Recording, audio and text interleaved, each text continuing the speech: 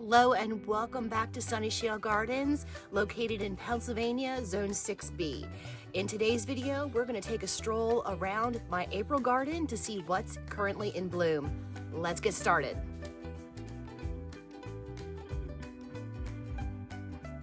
I figured just to keep it real with everybody, I am going to show you exactly how my garden is without picking anything up or doing any weeding. Right now I'm on my deck and I have some annuals that are getting ready to be put out in the garden. I have all of my winter sowing.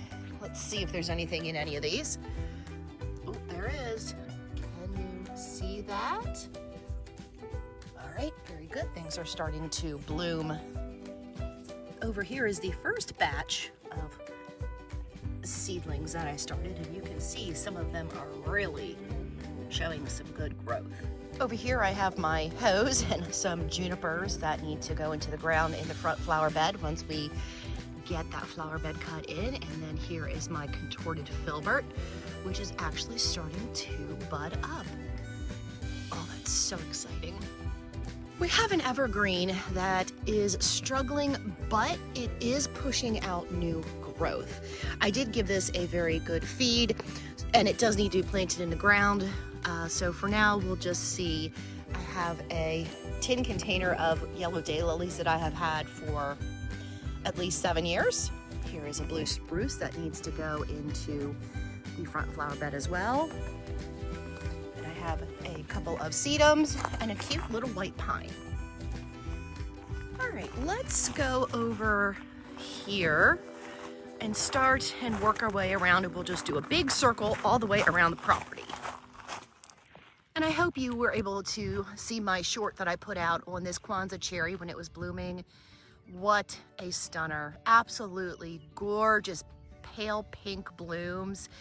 It is such a wonderful sight to see in the springtime after a long and cold winter. Yes, here is where the Bradford pear tree was and no longer is. At first I thought I wanted to plant up some kind of a screen right here, a hedge, but now I'm not so sure. I kind of like it open. I think it looks really good. I did move this big flat rock over a little bit, and we're going to somehow, some way edge this bed this year. We have some perennial grasses coming back. We have a couple of arb balls that do need a little bit of trimmings from some winter burn. Some boxwoods. I have some corabells dotted in here that is going to have to be transplanted because now this is in full sun, whereas this was basically shade last year. Here's the watering trough that has some sedum ground cover in it and a couple of pops of echinacea that seeded itself in this little trough. Some more sedum. Another little patch of cone flowers, some blue flax that I need to cut the brown off of. Here's a weigelia, a rhododendron. Can't wait for this to really start popping.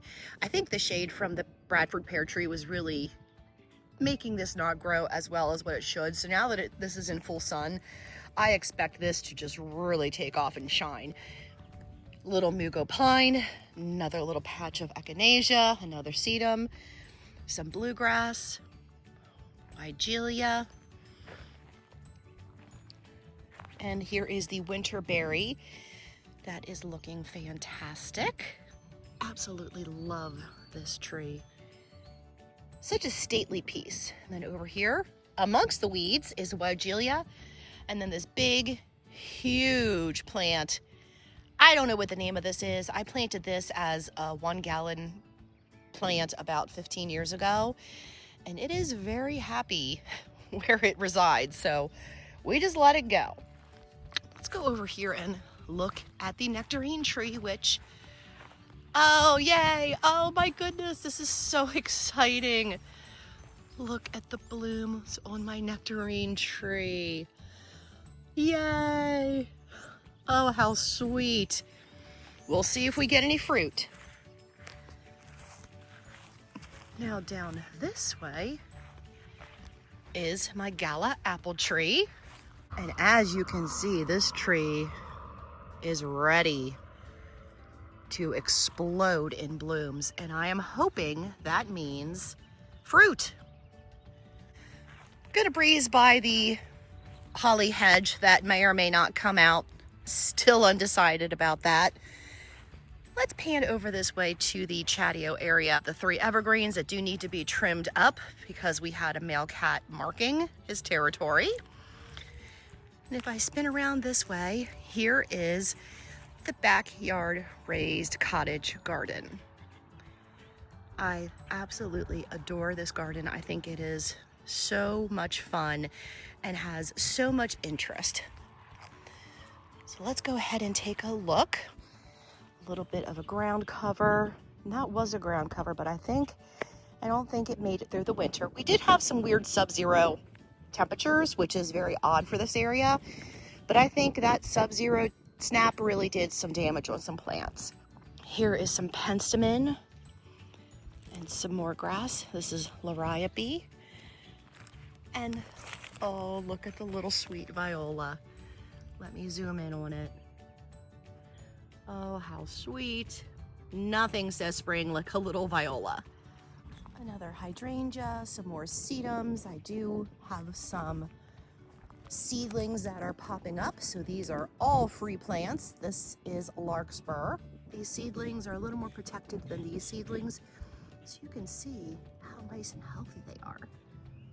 I know I mentioned in my last garden tour, these are 2 black-eyed Susans. No, 2 Shasta daisies that I seeded myself.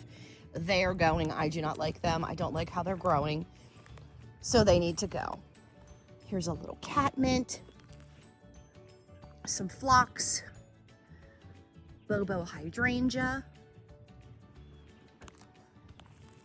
Here's a perennial grass that definitely needs to be moved.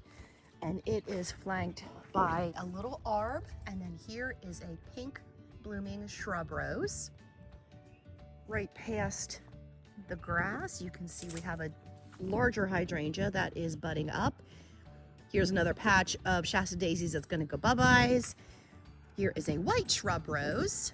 Down here are some more perennials. We have another shrub rose over there, and here is a flowering dogwood that is going to erupt in bloom very, very soon as well. Doesn't everything in the spring when it blooms just bring you so much happiness? Let me know down below how much you love spring and how much you adore when plants come out of dormancy and start showing their stuff in the spring. It brings life back into me. I love it.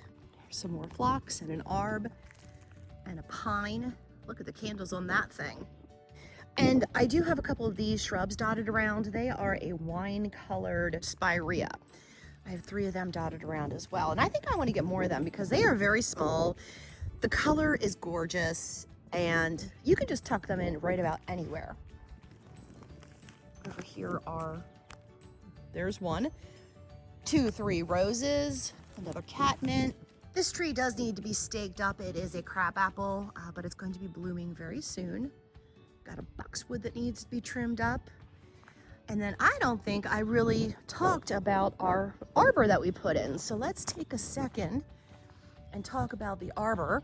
I wanted something very, very inexpensive. So we decided to go with a cattle panel and 4 T-posts.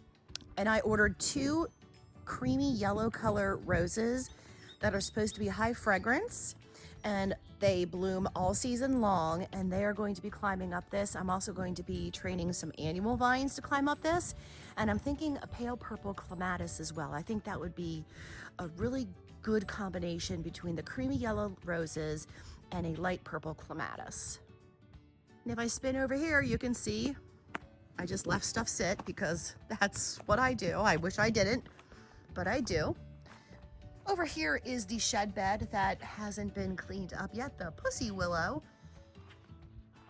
really showing her stuff off. Tons of buds. And look at these fluffy little blooms. They're so soft and fuzzy. A couple of sedums down here, a couple of salvias. I was pruning this climbing rose. And you can see I did not clean up all of my mess. I know, Guilty. This is another Kwanzaa cherry tree that has not budded up and bloomed yet, but that's a pretty tree. It's gonna be really great when it starts to fill out. And how can I forget my two absolutely amazing Cleveland pear trees. I also put out a short on Cleveland pears because if you like the Bradford pear tree bloom, but you don't want to plant a Bradford pear, which apparently according to the internet you should not, this is a great alternative. It's sturdier, it has a more pyramidal shape to it, it doesn't open pollinate, and it just puts off these amazing white blooms in the spring. Looking out my kitchen window every day at these two trees this time of year just fills me with happiness. Shed that definitely needs some tidying up, cleaning, power washing, and decorating. Don't come down here too much. I really need to come down here a little more. All right, here is the thundercloud plum tree. We transplanted this last year. We weren't quite sure how it was gonna do, and guess what? It looks awful, so she will be coming out. I tried, I'm not happy with it. It needs to go. Little arborvitae that dot the border of the bed. Not quite sure what the name of this shrub is. I cannot remember. I have a couple of evergreens. One that looks like it has a lot of winter burn to it. And this is a good time to share an update on the leaf mulch. We put this in, it was actually October 31st of last year when it was 80+ degrees out. And I gotta say, it really did. Now, of course, there's some weeds back there, but for the most part, other than a couple weeds popping up here and there, I am pretty darn impressed with how leaf mulching goes. We will definitely be using this technique again. Here's a red twig dogwood that I am working on limbing up into a tree form. A rose that still needs to be cut back. I need to really get down here and do some work in this garden. And then right here we have a really nice sized crepe myrtle. Got an evergreen shrub, a tall arb, and a hibiscus in the back. I do have a couple of hostas back here as well, but I don't see anything popping up yet. Little too early for hostas at this time. All right, let's spin around, go to this bed, and then walk our way up the sweet garden path. Now this magnolia has really put on a lot of growth from last year. I don't know if you can see how green that stalk is, but this has put on significant growth, and I am not mad about it. This magnolia is actually a pale yellow magnolia, and when it blooms, it perfumes the whole area with a beautiful magnolia smell. Over here I have a grass that needs cut back, some perennials, some Gara, which I think is, I don't know if it's going to come back or not. We'll have to wait and see. A couple little daffodils that popped up, a beautiful ground cover. I absolutely love this shrub. I need more of these. I love the chartreuse color, especially up against the pretty purple ground cover. Boxwood, some columbine. And then here is a crab apple tree that has actually already leafed out.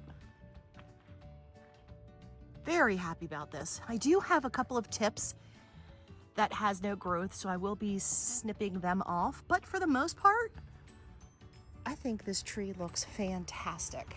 Some salvia. And let's go over here. I see weeds, but I'm hoping to see some plants as well. Excellent. Okay. So this bed does have a lot of weeds back here, but right here we also have a beautiful patch of larkspur, and it looks like I have some larkspur up there as well. Definitely have to do some weeding though in this bed. And again, I have stuff laying all over the place, but that's, I guess, just how I roll. We have an arbor right here and a blue muffin shrub. Is this a viburnum? Yes, it is. A blue muffin viburnum. Weeds, weeds, weeds, weeds, weeds everywhere. The larkspur has really taken over. I'm probably gonna do a little bit of thinning out, but not too much. Have a couple of marshmallow Shasta daisies there. They haven't budded out yet. Let's walk through the tunnel. I love it. I just find this so much fun. Over there we have a standard hydrangea tree that is going, and John is going to be taking that. Hopefully that will happen sooner than later. We have a couple of shrubs here and there and a couple of evergreens. Thorny but beautiful roses. Another spirea. This pretty shrub is a snowball viburnum, and you can see we have blooms all over this. That is going to be quite a pretty show when it blooms.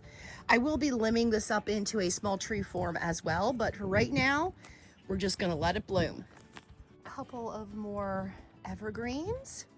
My blueberry bush. That is going to put out quite a lot of blueberries. That's so much fun.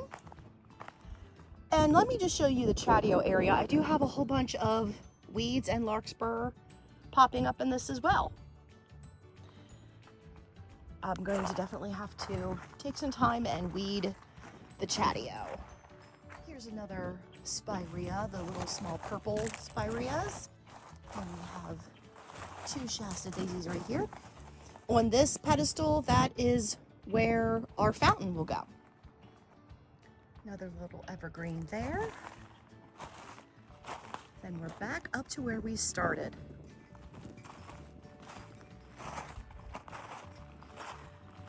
Let's just do a quick little spin.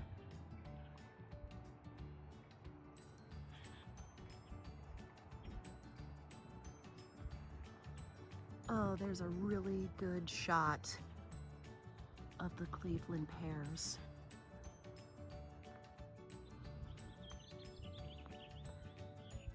Just for reference, here is our pretty amazing view. Okay, next up we're going to zip through this front flower bed area. First of all is going to be the driveway bed. Boxwood, spirea, pink hibiscus. I do need to, sorry, I do have a bad cut on my hand that I will be trimming down. Here is mama hydrangea and two baby hydrangeas that will be transplanted fairly soon. A shrub that I need to definitely clean under. I believe this is a candlestick shrub, and this one is a abelia. And then the one and only holly that is going to probably remain on my property at this time is this holly right here. Because at this moment in time, I am not a fan of hollies. And I will show you why in just a minute. Here is a flowering dogwood. All right, hopefully the dogs don't start barking. Look, look, look at the blooms. This is an absolutely glowing candy corn spirea. This is a stunner from early spring all the way to fall. Absolutely love it. If it wants to get big and bad and burly, it can go ahead and do so. I do have some peonies, but I'm not seeing any new growth on the peonies. Here is another, oh, yay. Peony growth, peony growth. Good, I was worried. Okay, there's some peony growth. There's some peony growth. I'm gonna stand this way so my shadow isn't in the way, but the shrub that my cats were born under, my little perennial raised bed area, we have some yellow tulips right here. We're going to be dotting in some of the boxwoods that I have stored along the side of the house. They're gonna go right here. Here is a My Monet Wigelia. We have a hydrangea that we transplanted that is budded up. We have a grass right over there. We have a rose back there. Here's another really substantial shrub. This has really shot up a lot over the past year. Here's 2 more hollies, and guess what? I just cannot keep hollies looking good, so these 2 are gonna go. That evergreen is going to be transplanted very soon. We have a weeping red bud that is also budding up and is in bloom. Can you see that? Oh my word. Then right here we have 2 hydrangeas that are planted way too close together. Here's another azalea that blooms in a buttery yellow color. And I'm not sure if we can see this, but I'm going to try to get a really good shot here. So right here, can you see these little seedlings that are sprouting up? Those are all foxglove. I had a foxglove plant planted right here, and I sprinkled the seeds down. Now it looks like I'm going to have a whole bunch more foxgloves, and that is exactly what I wanted. I want this to be all foxgloves intermixed between all of the shrubs. And if I go down this way, another boxwood. And I always forget what these 3 plants are that I planted, but luckily I have a tag. Salvia, pink salvia. And then the ugly winter burnt holly. Time to go. I'm chopping it down, I'm ripping it out, I'm over it. Hollies just annoy me. Thank you so much for joining me in this little walk and talk around the garden in this beautiful April spring evening. I hope you had as much fun watching as I did making this video, and I will see you in the next one. Bye.